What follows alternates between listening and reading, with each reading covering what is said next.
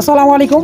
আলহামদুলিল্লাহ আমাদের কাজ চলতেছে। কালকে মুরগিগুলো বিক্রি করে দিছি আমরা। মোটামুটি 1000 মুরগি ছিল আমাদের ওই ব্যাচে। ওই ব্যাচটা আমার 32 নাম্বার ব্যাচ ছিল। বাজার ছিল 257 টাকা। বাজার ভালো থাকার কারণে আমরা মোটামুটি একটা ভালো অঙ্কের টাকা পাইছি এই ব্যাচে, যার কারণে খুব দ্রুত কাজগুলো করতেছি। কারণ আমাদের 33 নাম্বার ব্যাচের বাচ্চাটা 20 দিন বয়স হয়ে গেছে। ওই বাচ্চাটা এই জায়গায় আসবে 4-5 দিনের মধ্যে। আমাদের বাচ্চাটা এই জায়গায় নিয়ে আসতে হবে, তার জন্য আমরা খুব দ্রুত কাজগুলো সারে নিতেছি।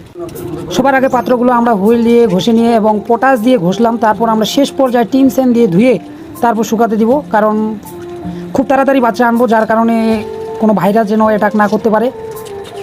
আমাদের একটা বিষয় খেয়াল রাখতে হবে, কারণ আমরা খুব তাড়াতাড়ি মুরগিগুলো আনতেছি, তার জন্য খামারটা একটু ভালোভাবে পরিষ্কার করে নিতে হবে, যেন কোনো সমস্যা না হয়। আল্লাহর রহমত আমার এই যে ব্যাচটা বিক্রি করলাম এই ব্যাচে কোনো সমস্যা হয়নি।